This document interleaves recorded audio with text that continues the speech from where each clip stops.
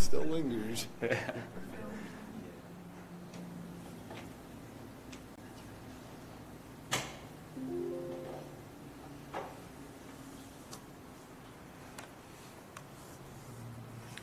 Okay, Google says it's 4 o'clock. Let's call our meeting to order. Harry, can you take the roll, please? Yes, we have some new people here tonight.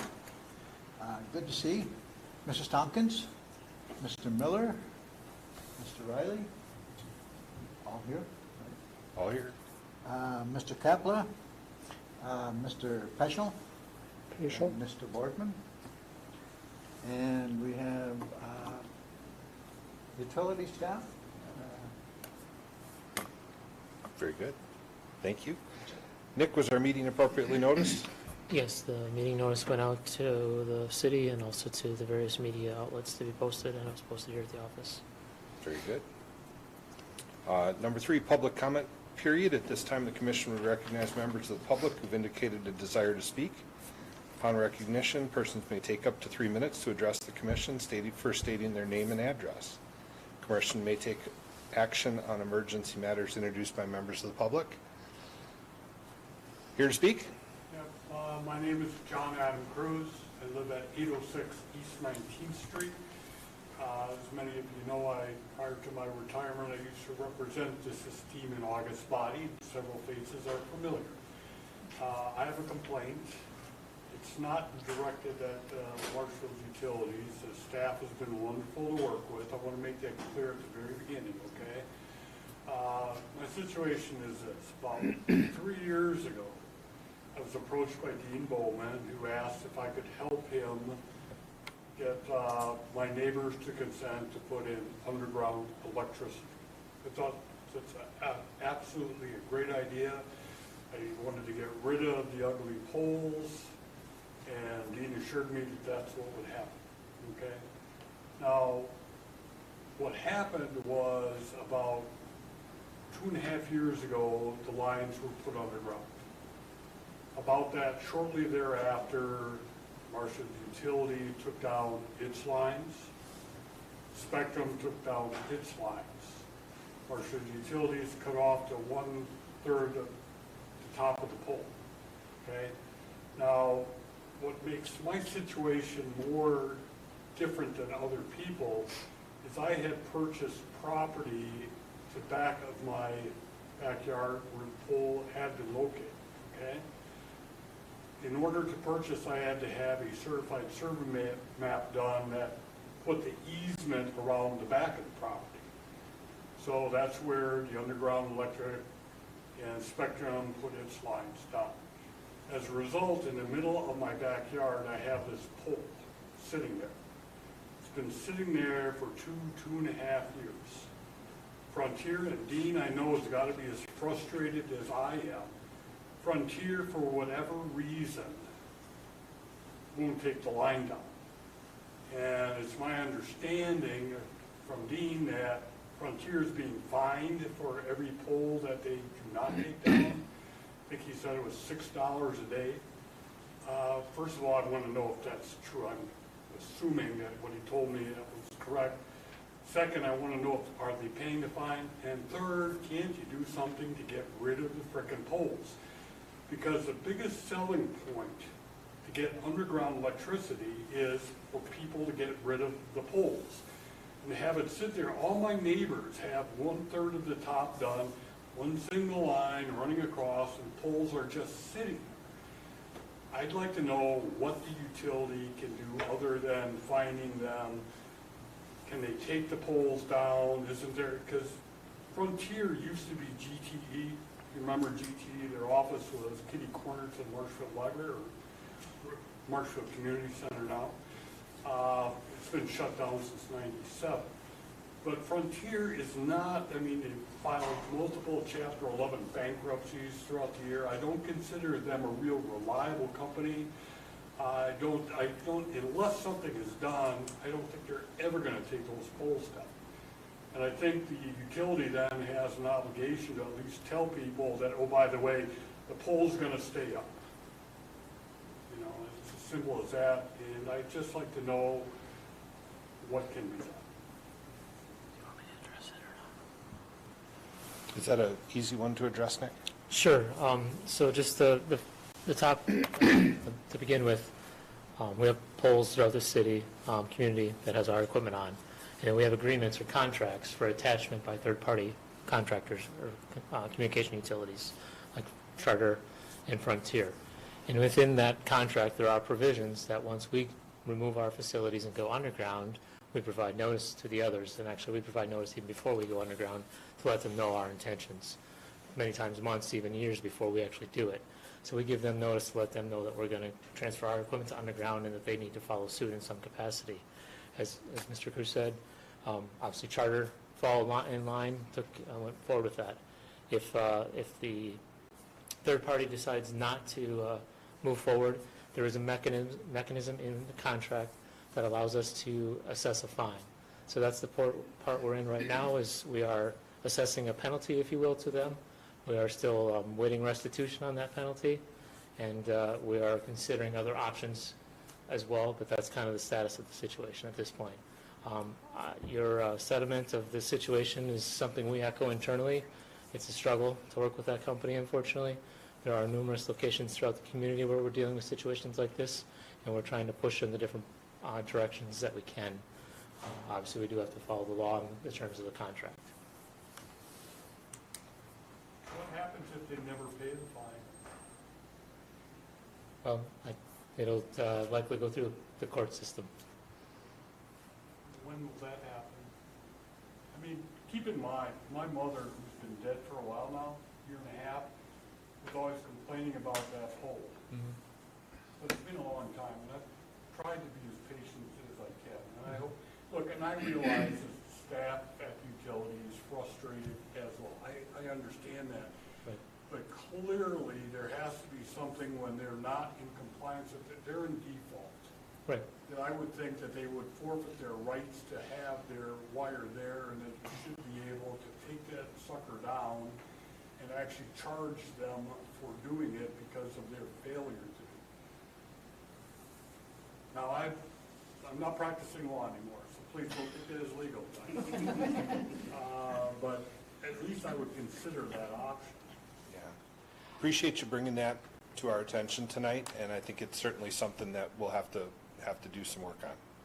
Okay, thank you for your consideration. Thank you. Any other public comment tonight? All right, seeing none. Number 4, commissioner and staff comments. Commissioners, anything before we get going? I would just start with a welcome to our 3 new members. We're starting a new period. This will be good. Any staff comments tonight? Yes, we have a couple. Tony was going to give a quick recap on a recent audit that we completed. So annually, we work with a company called GDS Associates, and they come in and they provide us a little bit of oversight and guidance on NERC and MRO compliance. So they were here the week of September 18th for a few days and completed our 2023 assessment. During that time, we reviewed 33 of the NERC reliability standards and 109 requirements within all of those standards. The general findings from GDS's assessment is that we are not at a risk of being out of compliance with any of the standards and requirements that we're held compliance against. The GDS team had multiple positive observations regarding our NERC MRO compliance program, where essentially we're doing what we can to go above and beyond what is required to maintain compliance. During the week, the self-assessment, GDS and MU also conducted our cyber incident response plan test. Those are required to be done every 3 years. We typically do them every other year, just again to maintain that compliance.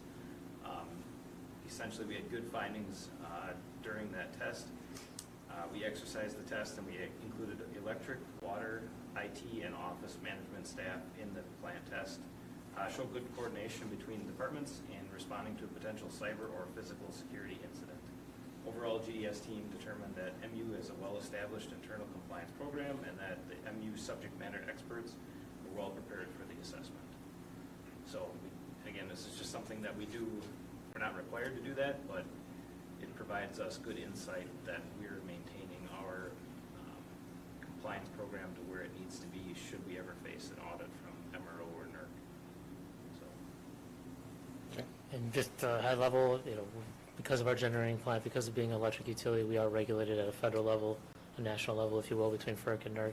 And then MRO is the Midwest, so another layer underneath that Tony and his team are going through basically an internal audit with a third party to make sure we're in compliance at all times. So kind of like a financial audit, but more on an operational perspective, if you will. So next, Jessica's going to give some updates as well. So last week we celebrated Public Power Week, and throughout the community we had a coloring contest. We had painted rocks hidden for people to look for, and we sponsored prizes at Senior Bingo at the Community Center, and we did story time at the library. Our linemen went and read stories with the preschoolers, and we took bucket trucks and they got to try on some of the gloves and other equipment. They had a great time doing that. We also hosted 98th grade students for the Central Wisconsin Manufacturing Alliance Heavy Metal Tour.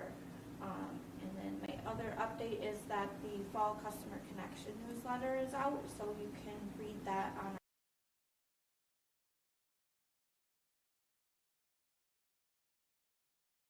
and then in the news. Very good. As we're doing staff comments, it dawns, we should go around the room for the benefit of our new people Sure. with names. So let's start with the outside table. Nathan Barth, IT manager. Melissa Barnes, Human Resources Manager. I'm Jessica Luer, Communications and Executive Assistant. Patty Stranitsky, the Financial Manager. Tony Nelson, Electric Communications and Gas Manager. John Richmond, Water Manager. Joe Vance, customer service manager.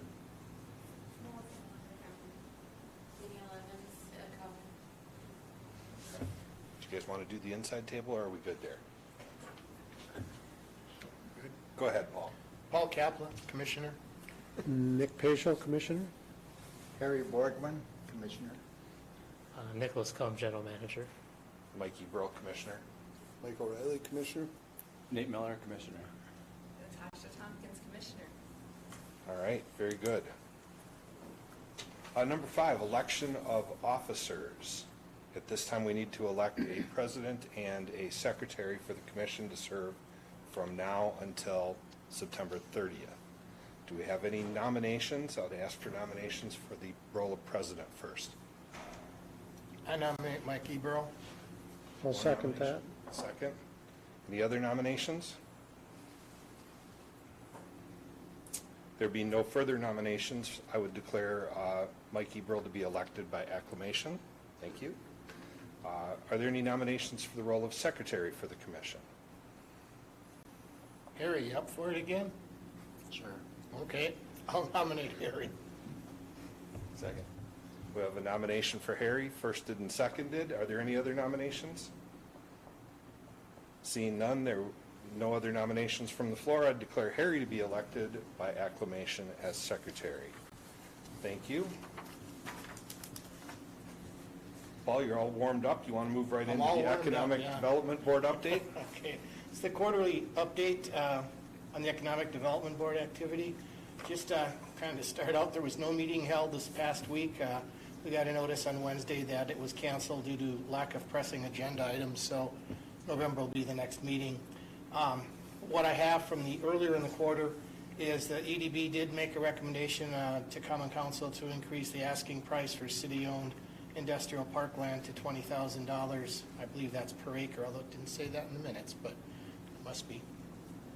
Otherwise, it'd be a really good deal. The facade grant program, which has been in existence, originally that was held more to help the exteriors of buildings be redone.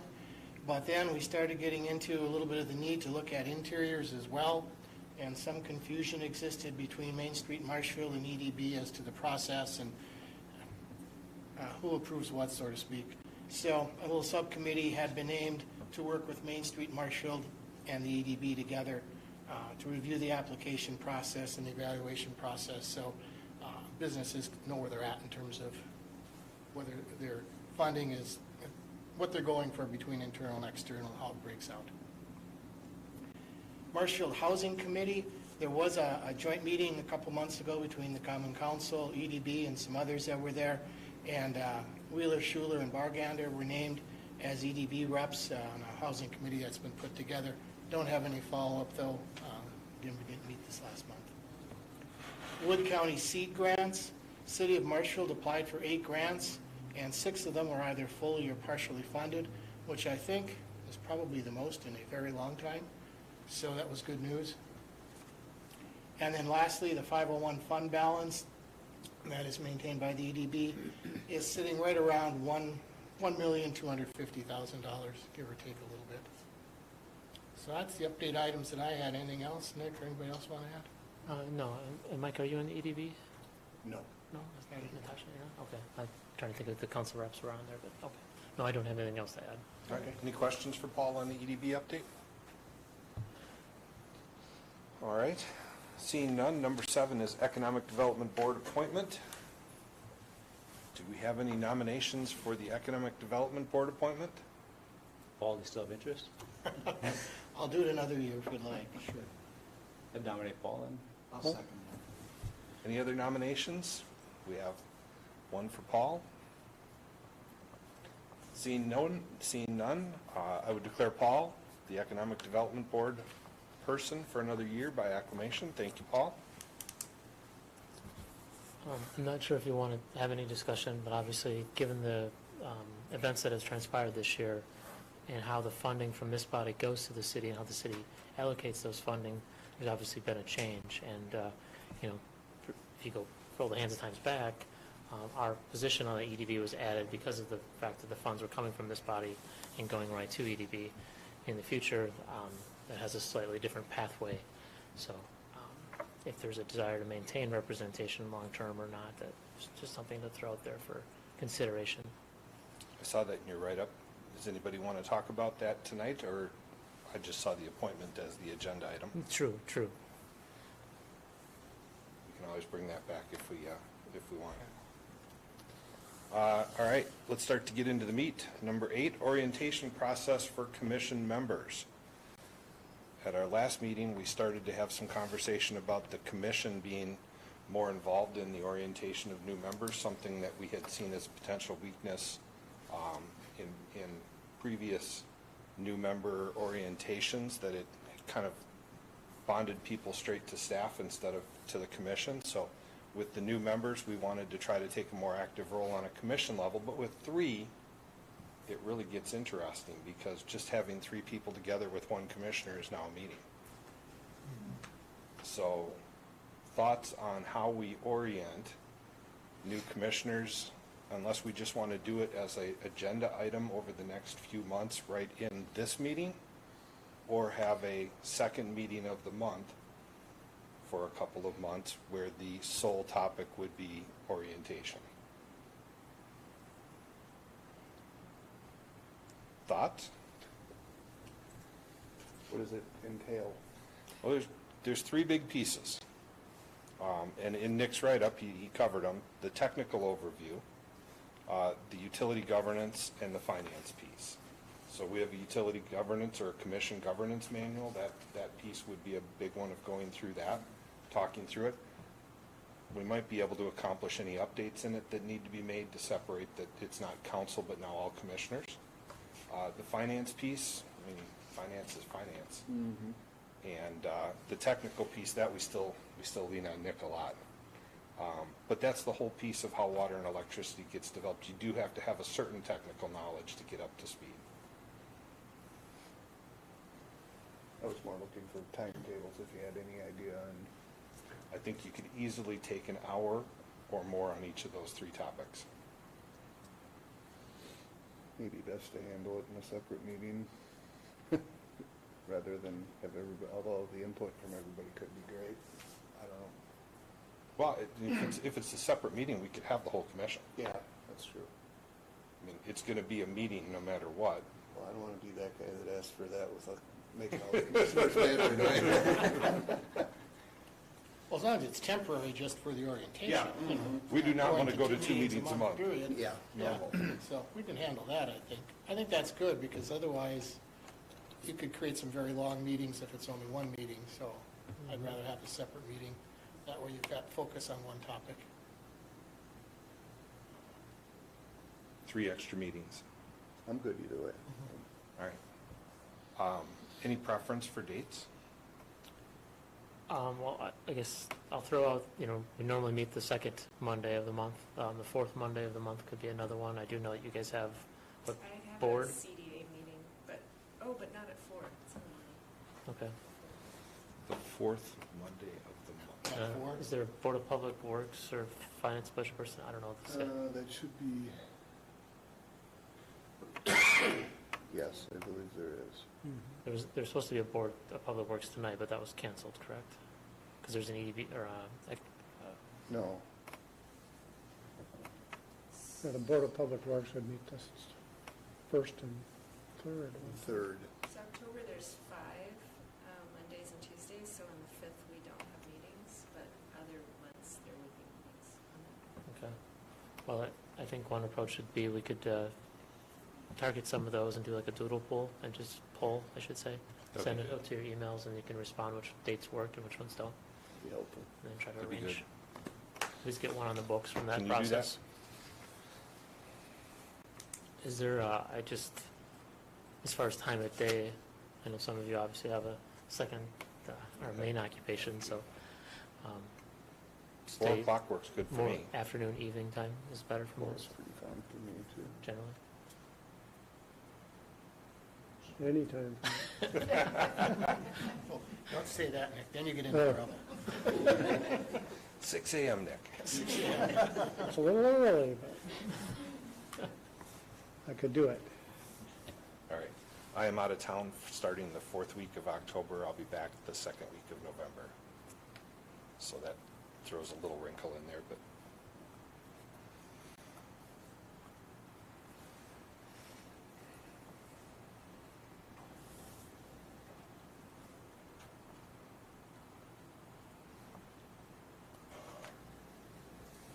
we also toyed with the idea, and I toyed with the idea of whether it makes sense to experiment with pairing new members up with a mentor on the commission for the first year. Would be interested as we start to go through the process, whether you think that's something that has value or not. Something we talked about at the last meeting, didn't make any decisions on, but we're just trying to figure out what the good long-term program is for orienting into what you will quickly get is a pretty technical something. So just plant that seed. Any other thoughts on that topic? If not, we'll move on to number 9, glue update. Glue Great Lakes Utilities. Yes. Yeah, so in the packet is an update, just in general operations continue to move forward smoothly for glue. For those that are new, Great Lakes Utilities, as Mike mentioned, is a joint action agency made up of 11 Wisconsin utilities. Through economies of scale, the 11 members can essentially work together to reduce costs compared to each member working individually. Their main focus, however, is on wholesale purchase power. So the 10 of the 11 members use that as the mechanism to secure their power. Marshfield is the odd one, and we use them more for our power plant and getting that into the MISO market and our wholesale purchase power contract. We have a wholesale purchase power contract with the Wisconsin Public Service directly and outside of glue. The reason for the update is that starting in July, Marshfield provides management services to glue. So basically, take on scheduling meetings, handling the financialing, handle the billing, things of that sort. This is has been a monthly update. It's kind of become now regular in some capacity, and I guess I'd ask if the commission would consider reducing the reporting frequency, just given that the items are pretty much repetitive generally from month to month. Looking at moving it to maybe a quarterly or possibly a semi-annual if that's something you would entertain. So I think the monthly was really helpful when we were taking it on and doing the startup piece. Thoughts on whether we need to hear monthly? I guess I'd recommend quarterly, at least for a year, and then revisit it and maybe go to semi-annually. Other thoughts? Unless there's something that comes up in a particular month Yeah, that needs to definitely. be shared. Quarterly too, but even semi-annual for, what this amount is, then really Yeah. just informational. I like the idea of quarterly until we think that that's too often. Yeah, and then we, yeah. Consensus? Okay. Yeah, I mean, Thing I might mention, now we're throwing a lot of acronyms around. Some newer people, MISO is one that we mentioned.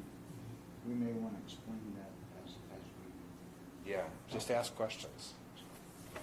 Midwest Independent System Operator, which is the grid operator for our area of the Midwest. yeah. And you'll see in the update, I mean, many of the items there are more operational or requests from third parties, things of more the minutia of keeping the day-to-day operations, not necessarily something that likely is, while maybe interesting to some on the board, it's really not something, it's the activities of Glue. So not necessarily something you guys direct or necessarily change, so. Questions? Number 10, Public Service Commission Water Rate Case, Public Fire Protection. Yes, so I'm sure everyone enjoyed reading the links that I sent you guys with the hundreds of pages. So just to kind of level set this, public fire protection charge is for hydrants. It's for our increase in water main sizes to support fire service. It's for use of water to fight fires. It's also used for water that's used for training activities, and then basically all the related O&M activity. This is a charge on the utility bill to support just these costs. In 2022, PFP, as we call it, Public Fire Protection, represented about 26% of total sales. I want to make sure it's understood that this charge is not affiliated, nor does it support in any way the fire department or the operations of the fire department. This is only for the water utility. And due to the considerable percentage of the overall water bill, this has been something that's been itemized out and built separately using property assessed value historically. Determining how public fire protection charges are allocated to customers is a challenge that we face, and really I think the center of the discussion for today's meeting. Generally, there are 5 different ways that utilities use currently in the state to bill public fire protection. They range from using the assessed value as we're using, square footage is another means to do it, meter size, service size, and then consumption are generally the 5 main ones. In the memo, I provided you some general pros and cons, if you will, or at least some talking points for each type. If we maintain the current methodology of using assessed property value, the property owners will see a shift in cost responsibility due to the recent reassessment that occurred. The results of the reassessment indicated that there was an overall 36% increase in property values, and if that increase was uniform across all properties, the impact on the monthly PFP charge would be minimal or about the same. However, on average, residential properties are increasing by 50%, while commercial is increasing either 16 or 17%. Due to this, the shift that'll occur, I think it's a good time for us to review this and make a determination on which method we want to use going forward. Before we get into reviewing maybe some of the impacts, I think it would be good for maybe to pause and allow for questions and let the commission discuss the various methods. As mentioned in the memo, everyone will be impacted with the changes with the assessment if we can't maintain the same method. To what degree, it obviously will vary. And just I guess, public fire protection is our cost, and then we, in the rate tariff, you have our cost that's associated with the items I mentioned, and then you have the assessed value of all the properties in the city. And keep in mind that that does include tax exempt properties. There is a value determined for those, and they are assessed their charge as well. So you take the total cost divided by the property value, you come up with a rate, and that rate is what then gets billed on everyone's bill every month. With the reassessment, if it was levelized, what would have happened is we'd go into the Public Service Commission of Wisconsin, we'd say, hey, if our cost stayed the same, say the property values went up by this, they would redo that calculation to reduce the rate. But in a perfect world, but obviously we're in a point where we're going to go in for a rate case, and obviously rates have gone up, so that's a complicating factor. But just to to make sure we all understand that. But because of the changing in the assessments, that would cause some to pay more, some to pay less now than had been done historically. So, sorry, it's a very complicated topic, and it's one that Joe and Patty and I have talked about quite a bit, and trying to figure out methods and trying to illustrate impacts and trying to determine what the right means is. In that write-up I gave you, or the link, I think there's many of the utilities are using meter size as the mechanism. Is that the right piece? I don't know, and I think that's the discussion I hope we can filter out, because if you have two buildings next to each other that are, or two homes, and my home's 100,000 and Mike's is 100,000, or I'm sorry, $1 million, $1 million versus 100,000, sorry, should we pay the same, or should we pay something different for having the ability for that hydrant to be there and the water to help support a fire at either of our properties? Sorry, that's just a general example. You're good. It's a complicated topic, and I think the first thing is, it feels a lot like the way property tax works, in that you have a levy and a value, and you divide them to arrive at a mill rate, and then you apply it to everybody's property. Does it work exactly like that, or is it slightly different? Is the rate set and applied to the assessed value, or is it actual, like, it's $752,000 that has to be raised for PFP, and then? So it's about $1.5 million that gets divided across all the assessed values of the properties. A home is pretty straightforward. Whatever your assessment in the city for your assessed values times that mill rate or PFP rate to come up with how much your monthly bill is. Where it gets a little challenging is obviously, as I mentioned, the tax exempt properties. We go through a process to arrive at those. The other ones that are challenging are apartment buildings that have multiple meters, and business units, commercial units that have multiple meters. There, the property value is divided by the number of meters. So let's say you have an 8-unit apartment complex, and it's $800,000. We'll divide 800,000 by 8, and each meter then is assessed $100,000 of public fire protection on a monthly basis. And a large building could have no water service potentially, right? Yeah, we do have properties like that. That's a good point. There are some that are vacant property obviously does not. Obviously, it's debatable the value of having fire protection for vacant property, grass fires, things like that. And then the other side would be there's a number of your storage units. You typically do not have water service as well. Are we aware of any vacant lands that have started on fire ever? I mean, just out of curiosity, if that is an issue. Ever? I don't know. I know. I've never heard of it. Yeah. Back in 1700 or something. Yeah. So what's bringing this forward is your concern that the revaluation is going to change the equity of how the rates are going to be applied, because the amount of money that's going to be raised for PFP isn't changing. Correct. Just the allocation across property. Right. It's not even property owners against property occupiers. Right, and it's really the equity of that assessment. How should that be determined? What's the proper means? And, right now we're seeing it because of the change in the assessment. The value of the property is changing.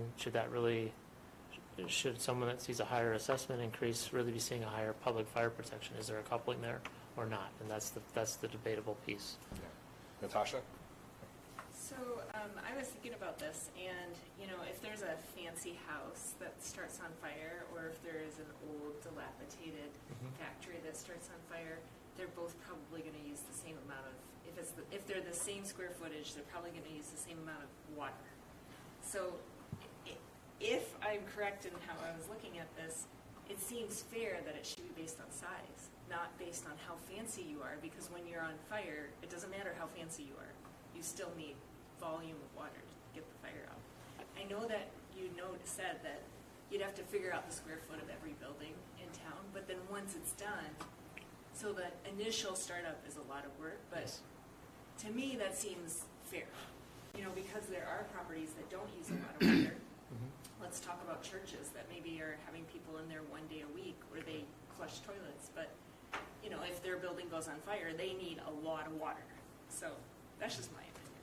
I think we probably, somewhere in the city, do have the square footage of most of the buildings. It's just collecting it, putting it into the system once. One of the things Nick teed up the last time we were together and said, you know, because we do it using a property tax valuation now, and our information system isn't set up for that, somebody has to manually update the property tax values every year, and they're hand keyed for every property. So it's labor intensive the way we're doing it now too. So square footage might be more efficient. But, I'll come back to you in a second. Okay. On that line, two equally sized properties, for want of, let's say they're both residential units, equally sized, one is high income, one is low income, is there an undue effect on a low income property that we have to take into account? Because right now, if we move to, I'm just thinking about what the math might look like. If we go from value to square footage, there's a lot of high value 2,000 square foot properties in town, and there's a lot of 2,000 square foot properties that might not have the same income level living in them to pay that water bill. Is that a trade-off that we have to keep in mind? I don't mean to make it more complicated, but to your example in the fire situation, okay, you have a house that's really small but modern and new, and you have a home that's really old. Which one is going to go up in flames quicker potentially? And then if you have two businesses that are the same, and Mike is doing it's a warehouse, and I'm manufacturing with chemicals and stuff that, I have fuel, things of that sort, I might have a higher probability. But we could have the same size building, is what you're saying. Correct. So is that, unfortunately it comes down to the information, you have to be able to determine the allocation of the charge. And I think if we try to get too far in the weeds, it'll become very complicated and challenging to Nothing's going to be administer. perfect. I was also going to just bring up, volume rather than square footage is also a big factor when you look at a warehouse type scenario where fires could be tremendous versus, a 10,000 square foot warehouse versus a 10,000 square foot home. I don't know there's really no perfect way to do it, so you just have to come up with what seems to make the most sense, in my opinion. Could almost eliminate some of them though too. Like the last interview just doesn't make sense, basing it by water usage. Yeah, and we did put together a bunch of charts. We did some analysis, so if you want to look at those, we can, and it kind of demonstrates some of that. But yeah, to your That'd be point. good. I think it'd be good to see some All right, examples. we'll stand I over. think the only thing about that last one that you just said, I kind of viewed that as just completely socializing the cost right into the water rate. I got you, yeah. But the person not using any water, maybe it's super dry and then they're starting fire.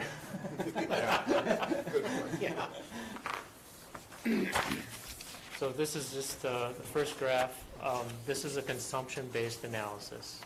So this is the Madison method, as you mentioned. This is the one we were just talking about. Yeah, and I want to recognize Joe. He spent a lot of work. I pushed him a little hard on this to put this together and do stack charts. So, but thank him for putting this all together. So what he's showing here is basically and if you look down the middle, you can see where there's $1 credit versus $1 charge. The line in between that essentially is comparing if we go from the current, how customers currently build, to if we went to a volumetric or the Madison method. So you can see based on meter size, and generally 5/8 is a residential, generally, and then as it goes up, it goes into the commercial and industrial. And if you go to, you can see that 608 5/8 inch water meters will see $1 increase if we were to go to a consumption-based. You can see it there's quite a bit of spread across the impact. And I think over on the right is the most telling one. Joe, correct me if I'm wrong, is one customer would see an $18,000 monthly increase if we went to consumption, one of our heaviest water user. So I think that demonstrates the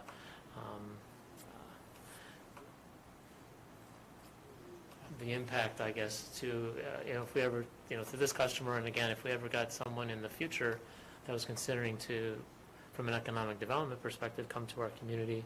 And if that charge was based on, that would be a sizable charge to their, operations and may detract from future development potentially. So it kind of speaks to why this method is probably not an appropriate or the best method. Madison, I think, is the only community in the state that's actually using this method at this time, to our That's why knowledge. it's the Madison method. Yeah. Okay. And then if you were to use the meter size, We'll go there next. how would you determine then one size to another? What would the rate difference change, you know?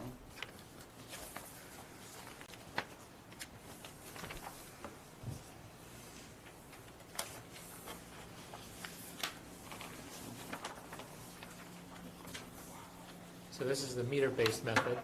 So this kind of speaks to what you asked, Nate. This basically, again, we did some approximation. And I should make sure we understand that regardless of the method that's chosen by the commission, to stay the same or change, ultimately the actual dollars and cents will be determined by the Public Service Commission when we file all of our figures. So this is our best approximation based on current information. So there will be some adjustments. But I think the big thing that you can tell here is if you look at that orange, which is the 5A, so you can see many customers will see while there's a group that'll see no change, there's a number.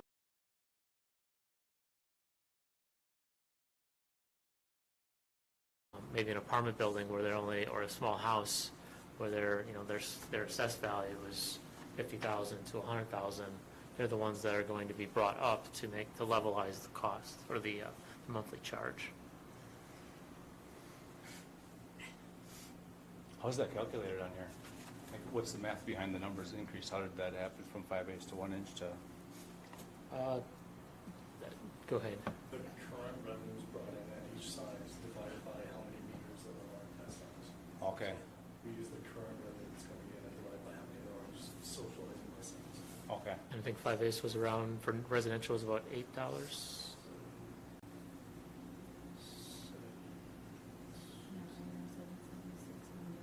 What's that? Like $7.79 or something like that. Yeah, so just under $8 would be a 5/8 monthly charge. Yeah, I should mention on the left is the customers affected, so we have just under 8,000 customers total.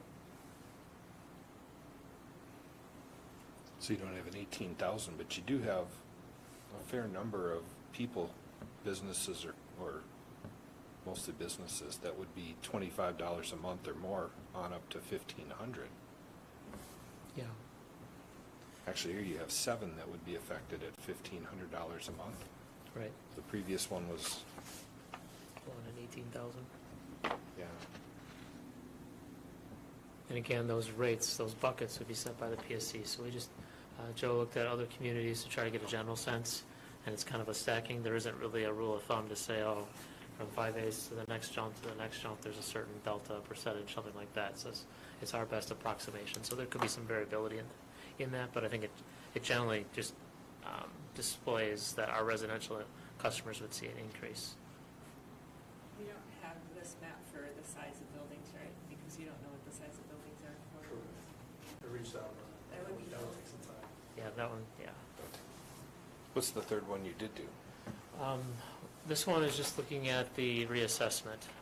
So what, if we do nothing, Yes. If we do nothing. all right, so this is what the status quo would be looking like.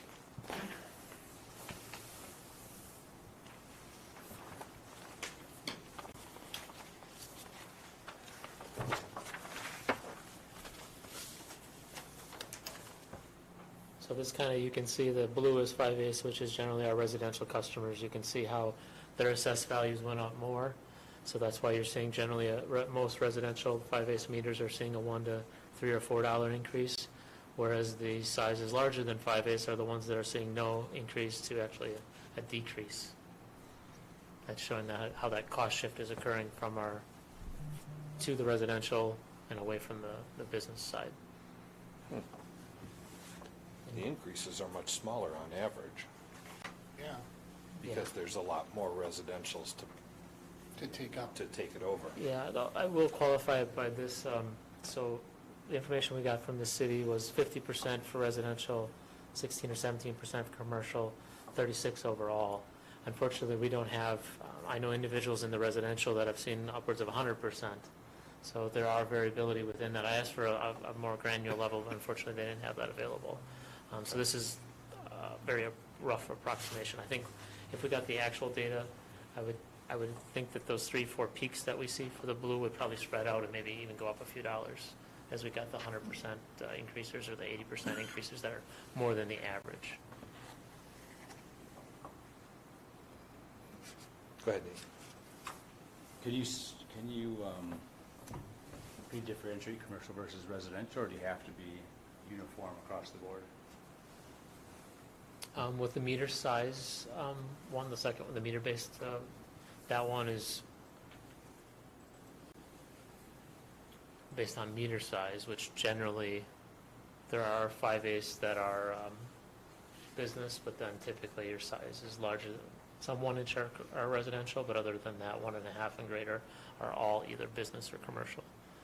But to your question, could we bill based on customer class? Is that what you're? Yes, like the reason why this is more of the orange and whatever have decreased is because it's probably commercial, because their assessed values didn't increase the same. As much. Yeah. So could you level it, could you equalize it that way by increasing commercial slightly? My understanding of reading the document that you sent, Nick, was that the PFP charge is a separate customer class unto itself, according to the PSC, and that there were only 7 methods of assessment or allocation within that customer class that were allowed. And only 5 of them are still active today, according to the document he gave us. Gotcha. We could present other ideas, I think. I think we'd have to go through the exercise of trying to run the numbers on all of them. I think, let's say, the equity of it is where it gets challenging. It goes back to, let's say I have a business and you have a home, and we both have 5/8-inch meters, and your house is 2,000 square feet and my business is 10,000 square feet. Should you pay $8 and should I pay $20? That's the part that gets challenging, right? And we haven't even gotten into whether it's wood houses or Right. concrete block buildings. Or, yeah, steel structure, yeah, it's just, We're essentially all paying for the capacity of the water to be there for a fire response. right. Yeah. I think to Natasha's point earlier, I think the square footage, at least it equalizes it based on how much capacity you have, how much, space Right. you have, how much you're covering. And it doesn't have the volatility that we see in the assessment, because the other part of the assessment that gets tricky is my business is in the middle of a business park, or my business is on the corner of a very desirable neighborhood. Now my value of my property is more because of that. Fire protection should have no bearing on that piece of it, so.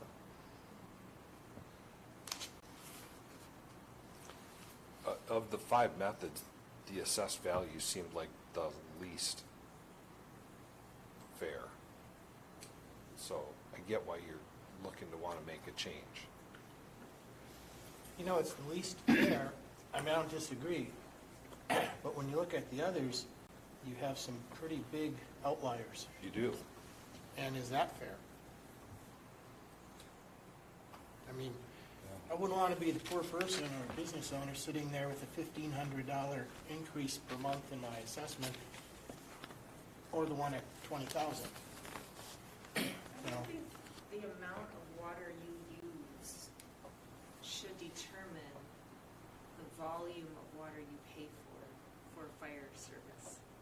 That, to me, those two shouldn't correlate. They're easy because they're meters, but I don't think they should correlate. I think they should be separated. Yeah, from an administration perspective, using volume would be wonderful, because it would be, we're already doing that obviously on a daily basis, but yeah, from the practical standpoint of the appropriateness to fire protection and having hydrants and, mains and such, that's the question. If you buy into the water usage argument that you make, and I don't have a problem with it, then the meter size and the water service size are so closely related, you almost have to throw those out for the same reason. Other than the fact that they bucket it a little bit more. Yeah, and the slightly difference between the meter size and the service size is due to,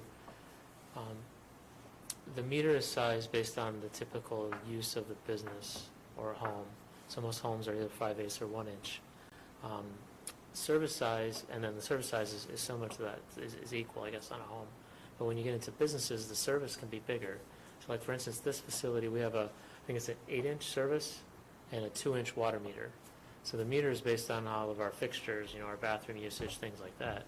The 8-inch is based on the fact that we have sprinklers everywhere, and that if fire becomes needed or happens, then the sprinkler system would be able to, or the service would be able to handle the amount of water needed to support quenching the fire.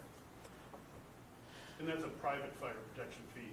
That's a Yeah. whole separate discussion. Yeah, that's another piece. So, The other question that I have is the assessed value-based impact. I know assessed value is fair or not. The largest impact is $25 increase. The largest decrease is one at $250, so I don't know what they're paying currently. But that's a much narrower range than $1,500 decrease to $500 increase, and there's far more of them when you look at meter-based.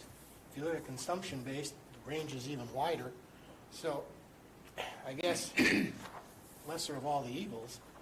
It seems to me the assessed value is the least change from what we currently have, even though it is going to be a change because not everybody went up the same amount. I agree, Paul, yeah. There could be a lot more headaches trying to increase it drastically on many people.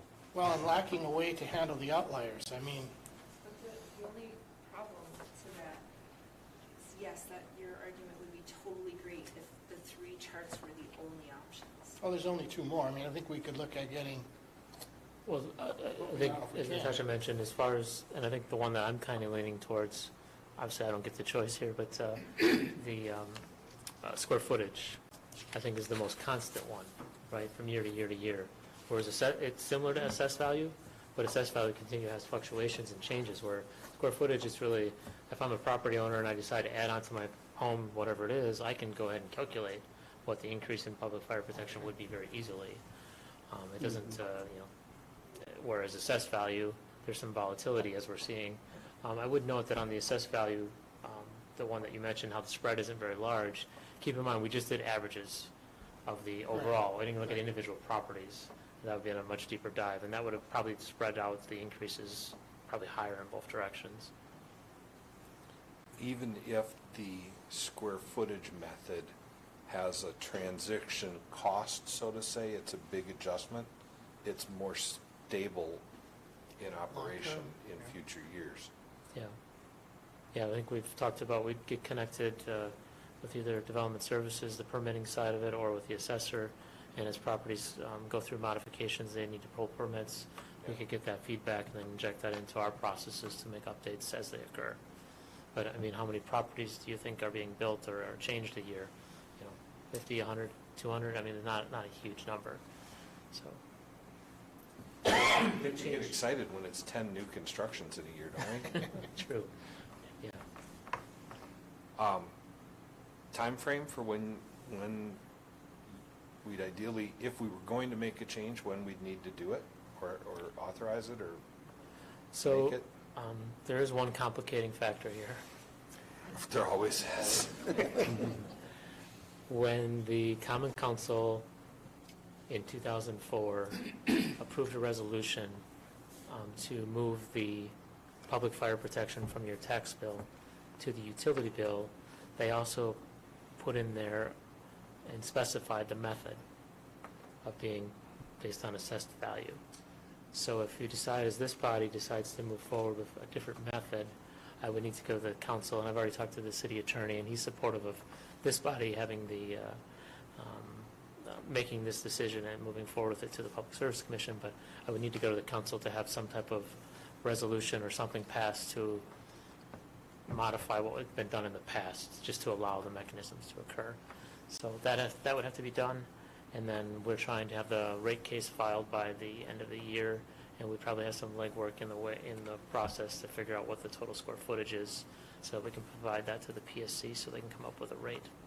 We'd also have to start working with our software vendor to understand the mechanism on how to get the square footages in and stuff, so sooner, It's a lot to cram in 2 more meetings. well, Yeah. a lot of staff items, but I think for this body, it's really if you have a decision on a direction, then sooner than later, then I can, if it's no change, then obviously we move forward. If there is a change, then getting the council on board and making sure that they're okay with making the necessary complementary changes. And then obviously getting it in the December filing for our rate case. Is there a sense that we want to see a similar graph to this for the square footage as to what that would look like before making a decision? Yeah, because I think that might be the best option, but not being able to see an example makes it hard. Recognizing it's going to be an estimation. Harry? Oh, yeah. Seems to me the square footage is the most fair way to do it. Rationally, it makes sense, I get it. Yeah. And the easiest to implement. The change is going to be hard. Change is going to be hard, but we've got a time limitation here. I mean, the assessments have already been done. So you proposing to just make a change without waiting for a graph? I would.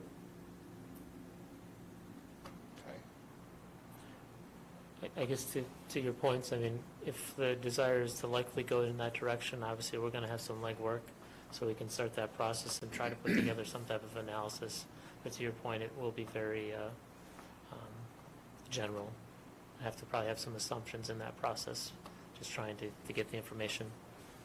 Because trying to, get the square footage of every home and then tying it to the existing system and then trying to allocate and But you're going to have to bucket your square footages. I mean, all your homes might end up in 1 or 2 buckets.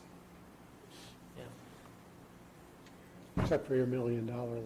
I think so. Except for mine, yeah. When we're done with the meeting, would you make sure to give me the keys and the address? I don't know, Joe or Patty, was there anything that you guys that I missed or that you wanted to bring up? There was one part that you had a question, could you separate the cost of residential and non-residential?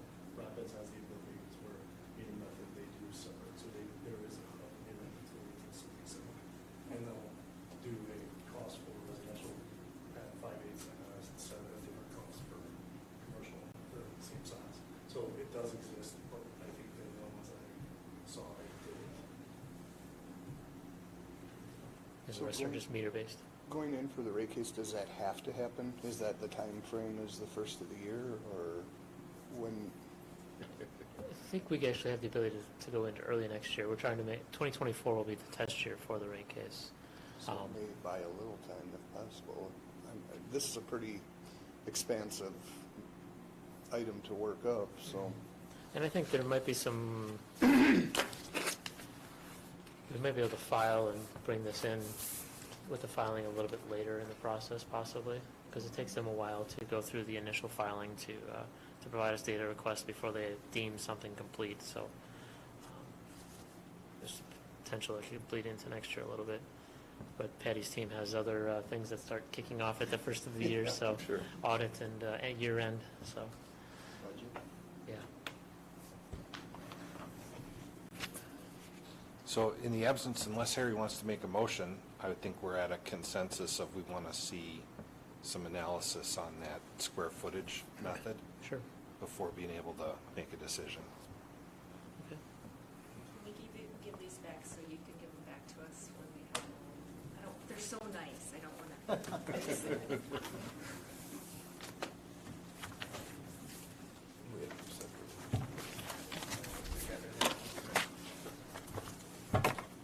So, not to be too funny, but it's the first meeting, drinking from the fire hose right on this topic, and then we get to go into budgets right away. Yay. That square footage is readily available, isn't it, for every building in town? It is. I think one of the things is we've done some preliminary analysis. I think the challenge gets into mezzanine areas in buildings. Is that considered square footage or not? In homes, is it just the first floor or is basement included? What about outbuildings? So there's some things that we have to we have to There's a understand. whole set of rules there you didn't think about. We have to understand how that information can be given to us, if it's clear and easy and understandable, and make sure we understand what each number means to be able to bring it in, or if there's some consideration, I guess, and maybe some things that are excluded. Plus, the other piece that's a little tricky that we'll have to work through, and it kind of goes to the analogy that I told you about as far as dividing an apartment building up. Square footage has the same challenge, because Yeah. even though we may have an apartment building that we divide 8 ways, and you have a 1 unit and I have a 3 unit, but we're both paying the same PFP right now based on assessed square footage, obviously, you're probably going to have less than I have as a 3. So I don't, is there a vetting process that we need to go through? Commercial properties, they have the ability to move walls typically, so we have that challenge as well. So there's just a couple nuances, Nothing's going to be perfect or easy, right? That's why we True. do the analysis. Any final questions? Otherwise, we're moving on to number 11, first review of the capital budget. For those of us that are hard of hearing in here, speak up, please. I will do my best. Thank you. Just go over like a high level, since the layout is the same as it's been, but obviously we're thinking people. So, the capital budget, page 2 of it's probably page 3 with the next memo. That document, or that page is gonna show you the history of the additions going back. There's 3 actual years, and then the 23 budget and the 24 budget, and it's by utility. And then at the bottom are some graphs to help illustrate the capital additions history, and then also the depreciation, the rates versus the budgeted amounts. And then the pages after that go into a little more detail based on just different plant counts. For electric and then water and communications, the page 8 of the actual budget would show any outside financing that we are anticipating needing. The page after that is going to show forecasted major projects that we see on the horizon by utility. And then there's a section, again, for any of those major projects that may be externally financed. And that is all for the capital budget. So this is the first look at it. Generally, we would roll it out to you. If you have any initial questions, we answer those. Otherwise, we look to bring it back in November and then December. Again, if there's questions or changes. I do know that there's some items on the water utility that we are still working on finalizing that weren't ready for print when we put this together. So there will be some changes on the water utility. But overall, that's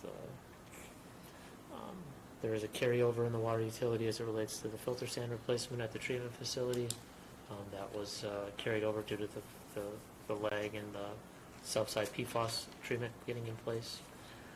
But otherwise, meeting the metrics or the capital amounts that we shoot for as targets.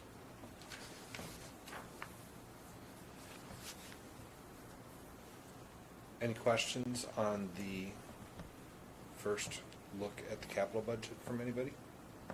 Natasha?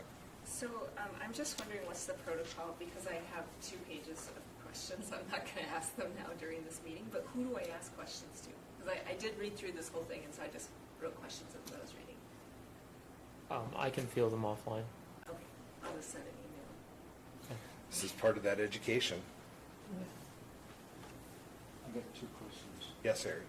On the forecasted major projects, internally financed, they're $52 million in 2027 and 28, $26 million apiece. What are those for? So the wholesale purchase power agreement that we currently have with Wisconsin Public Service ends at the end of 28. So we wanted to have bookmark dollars for potential future generation. So that's what those items are at this point. It's really just to provide visibility that there's something on the horizon that we're going to need to consider. So that's the reason for those in there. It's listed only in the internal finance again because we're just not, those are decisions and discussions that this body needs to have in the next few years to make final decisions on those items So it's just recognition that we've got that purchase power agreement coming up, yeah. to discuss. Yeah. And we, It caught my eye too. and generation may be one of the solutions that we choose. Maybe, Harry, you said you had two questions. The other one is a little further down on the water utility, the PFAS treatment facilities for $5 million in 28. yeah, that would be the, so right now we're working on getting the temporary PFAS system in on Southside, and that would be the permanent solution. And if you remember, we're doing the temporary one because we could source it quicker. Additionally, the regulations are ever-changing, and we actually just read a recent article about a company that's doing some unique treatment in a very, very small box that may be, I think the treatment solutions are going to evolve, and there's going to be a number of new ones coming to fruition. So that's part of the reason we delayed it going with the permanent. Again, it's just recognition that there's something out there. Yeah, we will have to make a decision how to permanently handle PFAS at Southside in the future years here. That article was really exciting, by the way, because they talk about actually breaking the chain of PFAS and breaking it down into actual fluoridated carbon and other items, rather than just basically changing the state of whether it's a solid, liquid, or gas. Yeah, I think it was like a third of the size of a container ship, so it's very small, very compact. Okay. Other questions on the first look at the capital budget? All right. If none, we'll move on to the first look at the O&M budget. Okay, the O&M, we'll start, the O&M budget is also kind of broken down by utility. And each one has kind of the same documents. So the first page, which is the one with the two graphs at the bottom, page 2 of the actual budget document. That's going to be the income statement, showing the revenues, expenses, and again, has some historical information, as well as an estimate for 23 and then the 24 budget. Also shows the rate of return, or the estimated rate of return for the budget, and then debt service coverage, as well as some graphs again to show the amounts in the rate case versus actual, and then also adjusted for inflation, since we go in for rate cases every so many years. Then it goes into some sales assumptions, along with the graph to show historical sales. After that is our other revenues. And then page 5 of the budget document, 6 of the PDF will show just by category what the largest expense is in the budget. And then after that, it goes into more detail by account. So showing what amounts we have for each operating account, maintenance account, and then depreciation, amortization, and taxes are shown on page 11 of the PDF or 10 of the budget. And then it starts over at the water utility, same layout. And then I just wanted to point out, after you get through the communications, then there's a page, it's page 25 of the PDF or 24 of the budget document. That's going to show some of the specific projects or larger items that are included. And then the business plan write-up is the last part of the budget.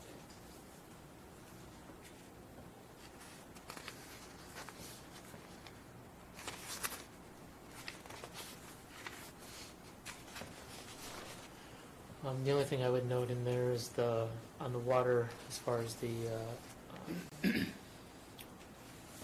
rate of return and so forth, that doesn't reflect any rate increase next year, so that's assuming that the rates, everything stayed the same. So it's likely that, if we have the rate case filed by December, we're looking at I think the PSC's goal is 200 days, but given some of the things that'll be in our rate case, I'm guessing it'll be longer, so it'll probably be later third quarter to fourth quarter next year before we would see any change in rates.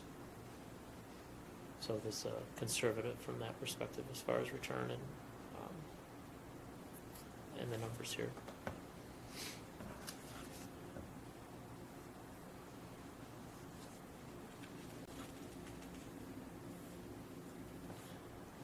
The 24 electric budget,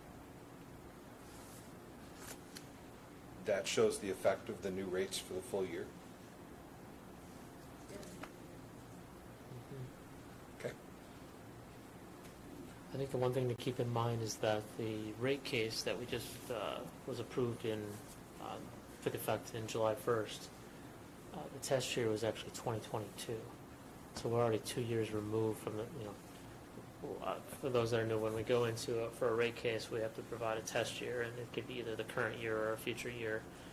Historically, we've always used the current year, so if we went in for a rate case right now, we'd have to have it filed by July. We would have had to have the electric rate case filed by the end of July, and it would have took until the middle of next year before the rates would have been effective. So by the time you're using this year's financials, but by the time you get it incorporated, it's almost over a year lag in the process. So that's why you see the rate of return. You get an authorized in the 6.2, and then the next year you're already down a little bit because of that.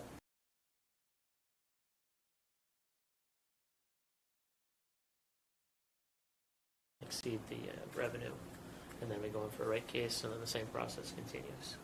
There will be some anomalies year to year based on some items, but generally that's what we'll see for the rate of return annually.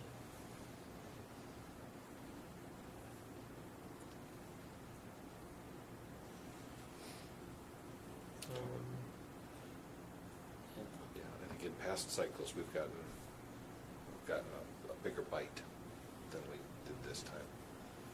Yeah. Where we got above the first year of the rate case, we got above the authorized rate of return, so it bled off over multiple years. Yeah, and the 23, our estimate here is above the authorized. Yeah.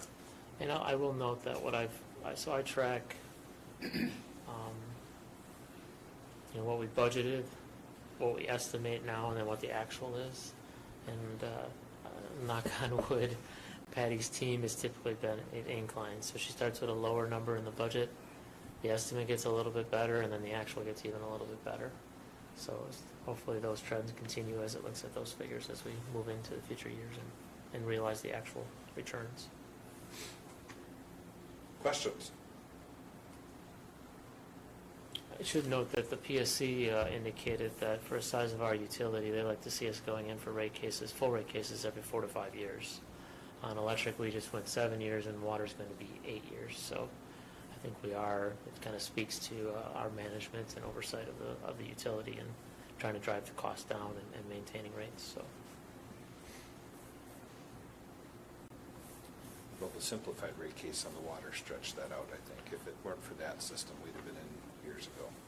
Yeah, it definitely helps. Questions, comments, concerns? First look at the O&M budget.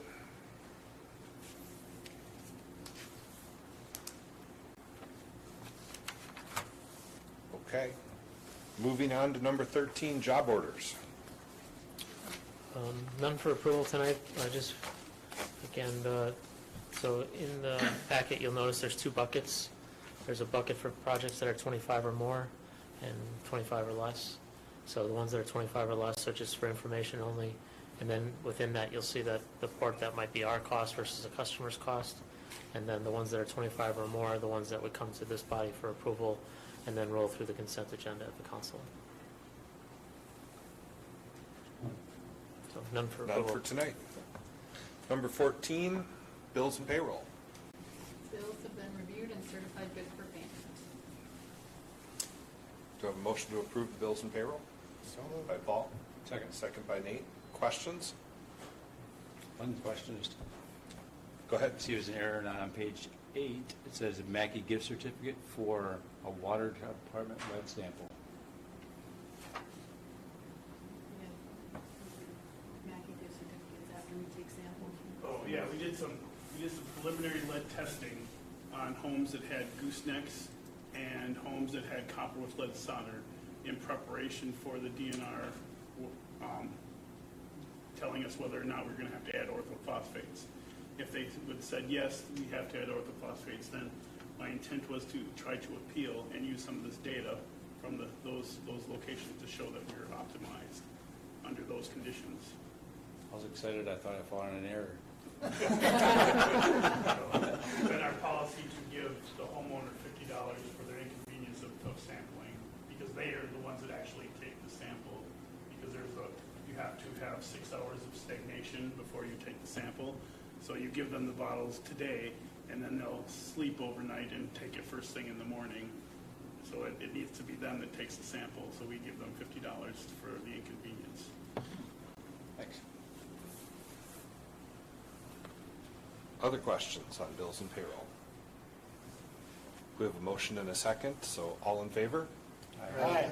Opposed? Motion carries. Previous meeting minutes. Is there a motion to approve previous meeting minutes from August 14th? Second. By Harry, second by Nate. Anything that needs to be changed in there? If not, all in favor? Aye. Opposed? Motion carries. Financial reports? And included this month are the September cash reports and the August financial statements. Are there any questions? I think Nate got his out early. Any other questions or comments on the financial reports? Seeing none, number 17, approval to go into closed session per Wisconsin State Statute 19.851E, deliberating or negotiating the purchase of public properties, the invest in public funds, or conducting other specified public business whenever competitive or bargaining reasons require a closed session for the purpose of reviewing legal service alternatives associated with prospective litigation. Do we have a motion to go into closed session? So moved. Second. By Paul, second by Nick.